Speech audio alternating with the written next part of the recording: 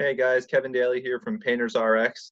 So if you're like me, I know you don't have a lot of time. We're going to walk you through the interior estimating system here, and I'm actually coming to you live from a job site right now. So let's get to it. All right, guys, so what you're looking at now is the interior estimating form. I want to direct your attention to follow the mouse down to where there's two different tabs here. You can see that folds itself when I scroll over or when I run my mouse over that area. So the price estimate tab is what you're looking at now, which is where you're going to be inputting all your measurements and information to actually price the job. And the second tab is the service agreement, which is going to put everything that you're pricing on the price estimate page, this page here. It's going to put it into writing for you and create an actual work order and service agreement with you, between you and your customer. So flipping back to the price estimate tab, up here you'll see that it says interior estimate. You'll print this out when you're done with it, but we're not anywhere near that point. So interior estimate will be up here. You'll write in the customer's name, phone number, email address, their physical address, the payment schedule that you're going to work with them on the job. So that could be anything like 50% upon acceptance, 50% upon completion, 33, 33, 33, or 33, 33, 34, whatever you guys usually do. So that'll be up to you guys to write in by hand. And then your proposal number, whatever kind of system you guys have for that. So the first thing that you're going to come down to here is you're going to click on this first cell here, and you'll notice that when you do that, you'll see a drop-down arrow. So you'll select what room you're going to be painting. So let's just say the first room is going to be a bedroom. So we'll select bedroom number 1, and then we're going to put in the length of the floor. So let's just say in one direction it's 12 feet. Length in the other direction, let's say it's 8 feet, so that's a pretty standard sized bedroom. And then the ceilings are 9 feet tall. This next row right here, row E, when you click, any cells that are light blue like this are going to have a drop down menu. So that's how you can differentiate. All the white cells, you're going to input information manually. So this says walls, and then it says number with a question mark. So in some rooms, we'll only be painting 2 walls or 3 walls or 1 wall for whatever reason. So if you have that kind of request, all you have to do here is select how many walls we're going to be painting in that room. If you're not painting any, then that's fine. If you are going to paint 1, 2, 3, 4. So we'll just keep it simple and say it's going to be a full room, the walls. Next tab over, we're going to select if we're going to be painting the ceiling or not. So we're either going to enter 0 for no or 1 for yes. So we'll say yes, we're going to paint the ceiling. And then the same thing for trim, 0 for no, 1 for yes. So we'll say yes, that we're going to paint the trim. And let's say that we're going to paint 2 door sides because there's a closet door and we're going to paint both sides of it. So that's how that works. When you go down to your next room, you'll just select whatever room that might be and go from there. So that's the top half. And then when you come down to the bottom half here, you're going to notice that there's a section here starting in row 28 to about 34. So when you see that, there's some more information that you're going to need to input into the form. So if we're going to be painting any closets, is the first thing here. Again, something that I want to recap, anytime that there's a white cell, like right here that I'm hovering over, right here, or any of these right here. Anytime that there's a white cell, you need to manually input information into that cell if you're going to be doing that task. So this says closets, enter number of closets that you're going to be painting. So let's say that we're not going to be painting any closets here, so we'll just put in a 0. The walls, ceilings, door sides, and trim have all auto-generated the numbers that they need to generate there, and they've already started to create a price. But you'll see that a little bit later on. Your price has started to generate here, but we haven't actually put in materials yet. That's the next section. So as to not skip ahead, the next thing that we're going to look at is carpentry and wallpaper removal in hours. So let's just say that your guys are capable of replacing a little bit of trim work in the house and you think that it would take 4 hours. So that is what you're going to do. Enter in 4 hours and it's going to give you a charge rate and add it into your price. Heavy furniture. So let's just say in the bedroom there's a bureau. So we're going to enter 1 per item. That bureau is heavy and it's going to take us a little bit of time to do that. So we're going to enter in 1 because there's 1 thing in the bedroom that we have to move. And then we hit enter and it generates our price. Scaffold and ladder setup. Enter 1 per item. So that would be, for example, if you were painting a foyer and you needed to bring an extension ladder inside, you would enter in 1 for each time that you needed to do that. So in this scenario, we're not going to be doing that. Next thing is skim coating. So we're going to enter 1 unit for every 10 by 8 wall that we're going to skim coat. So you're going to have to keep track of how many of those 10 by 8 areas you're going to actually be skim coating. So if we're going to remove wallpaper and it was 4 walls in a room, you'd enter in 4. But in this case, there's no wallpaper, so we're going to just enter in 0. Next thing is to prime dark walls or bare sheetrock, and we're going to enter in 1 per wall, and that is based off of the same metric of a 10 by 8 wall, so that would be considered a wall. So if you have a wall that's 20 feet long by 8 feet in height, then you actually would want to enter in 2 here, or 2 here. So that's not the case. We're not going to be doing any priming in this scenario, so we're going to enter in 0. Next thing is caulking. So most of the time there's some sort of caulking to be done, especially if you're going to be painting walls, ceiling, trim, and door sides like we are in this job. So you're going to enter in 1 per room, 1 unit per room. So basically for every room that you're going to do, you're going to enter in a number 1 for caulking. And then the same thing for this last item here. This basically accounts for your time unloading the van, prepping the room in the beginning of the day for about 30 minutes, if that's what it would take you guys roughly. And then it's going to account for that same time at the end of the day, so roughly an hour worth of time. So you're going to enter in the number of rooms that you're going to be painting. So in this case, it's just going to be 1 because we're doing bedroom number 1, and we're going to prep 1 room in the morning, and in the evening we're going to, undo everything that we prepped. So now basically what we have right here is our labor price, $1,211, and that's going to be an adjustable number based off of your guys' numbers in your area. So it's really easy to tune this form in, and I can show you guys how to do that. So there's 3 cells. You'll see that I hovered over one of them right here. F27, or F, and 27 me. But you can also see that all 3 of the cells that I'm referencing right now have a red triangle up in the corner. And when you hover over it, it's asking you a question. What is your wall price per square foot? So right now you'll see, if you look up into this box right here, the formula bar, that our price in New Jersey, or walls per square foot, is set at $1.25, and that price is an actual price for us that works really well. What I would recommend to you guys is that you start out with our pricing, do a couple estimates, maybe like 3 to 5 estimates, maybe more than a couple, 3 to 5 estimates.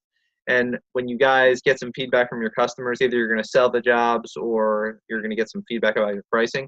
If it's really far off and the price is really high, then come and mess with these numbers a little bit. But at first, I would just try it out and see how it works. Unless our prices are lower than yours, and then you'll know that you're commanding higher prices in your part of the country, and you can raise these numbers automatically. So that's the first cell.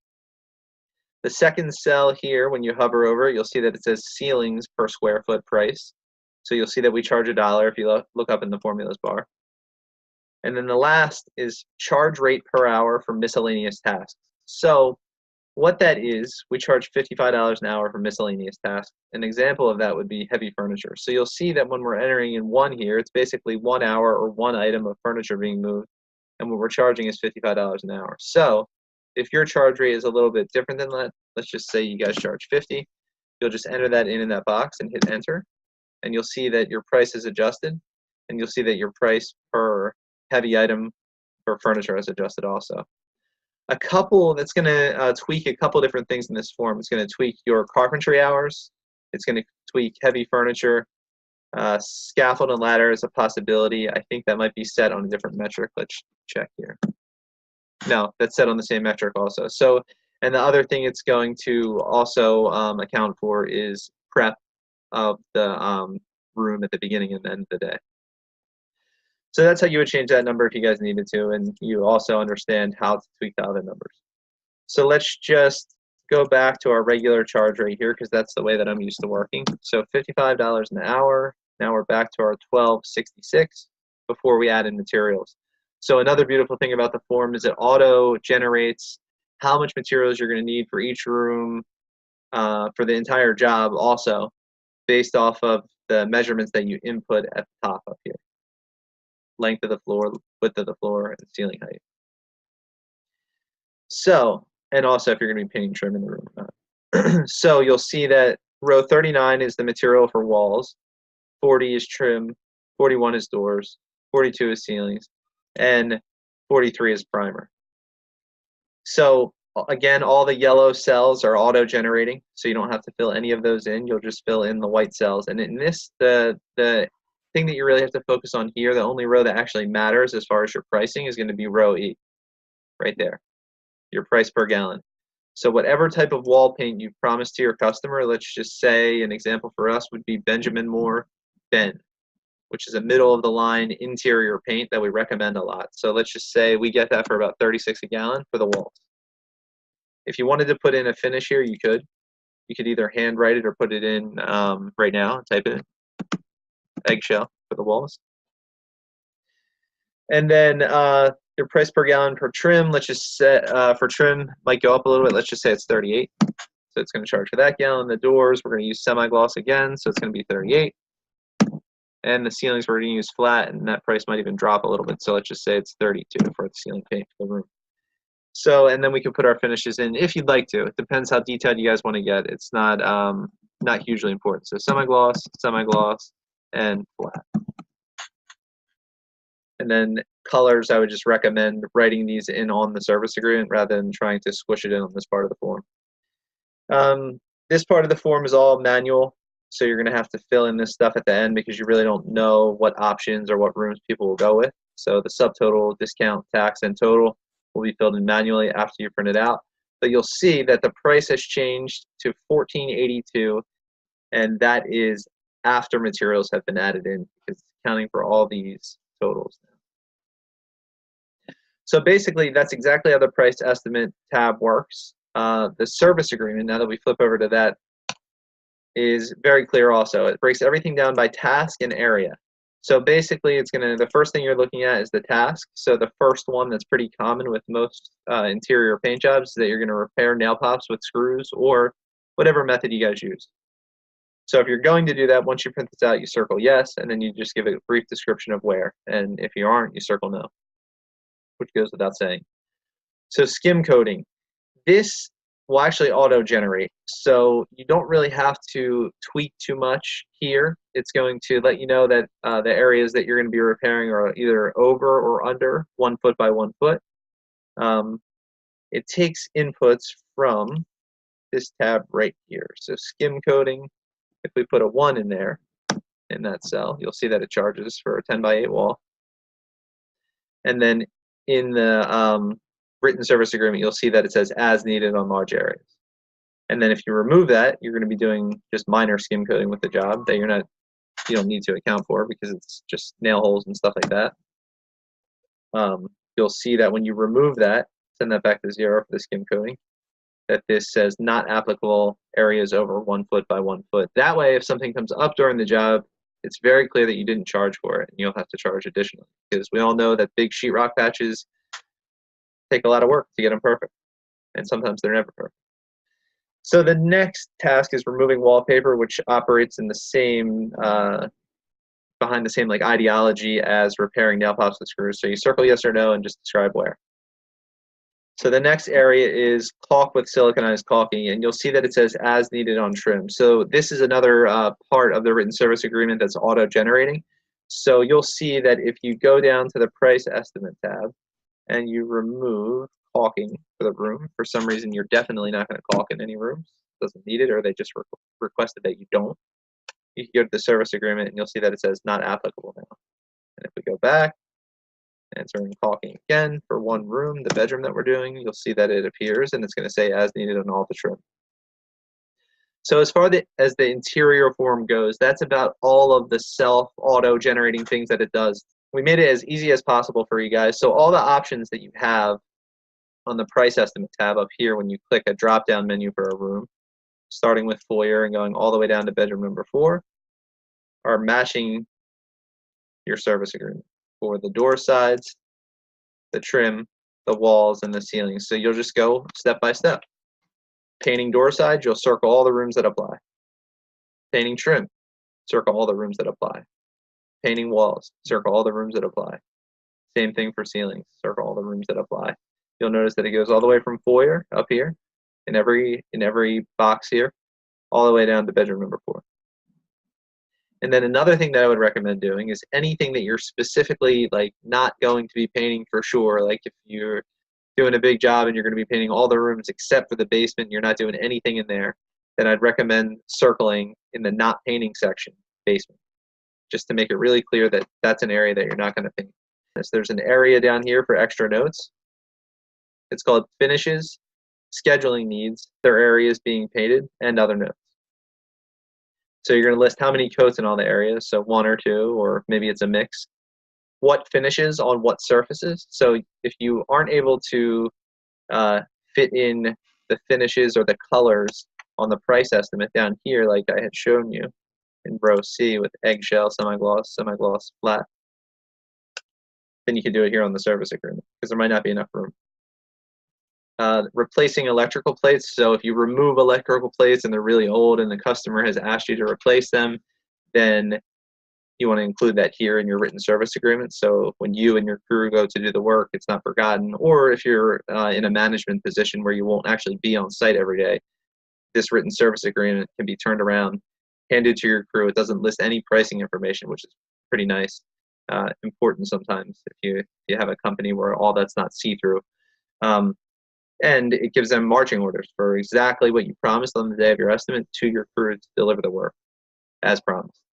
So replacing electrical plates, closets, if we are painting them, where are we painting them? What room? So if we were going to paint the closet in bedroom number 1 on this job, we put bedroom number 1. Which door sides, and it reminds you here to get some photographs, which is important if you're going to be sending some guys out to do the work and you're not going to be there again. Other areas, rooms being painted, not listed above. So this is like where you'll list like scheduling needs, little quirks about your customer. If there's something like that she wants us to show up at 7 o'clock every morning and leave by 3:30. Any other insights on the job that'll be important to relay to the crew that would make the job go a little bit smoother. So there's one other point that I wanted to mention here. If you are going to be doing replacing electrical plates, and there was something else that caught my eye up here. Oh, and if you're going to be removing wallpaper, the area where you're going to want to account for that, you'll keep track of your hours, your charge rate per hour, and you'll want to enter it in under carpentry and wallpaper removal. So wallpaper removal is listed there.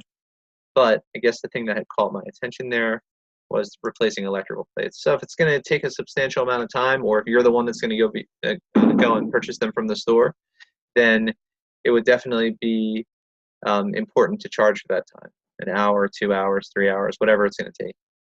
So if you guys have any questions, feel free to send us an email. We're really good with that. We get back to you guys right away. And I hope that this form is super helpful and it helps you guys sell a lot more jobs at a fair rate. And you know that you're not underbidding or overbidding your work.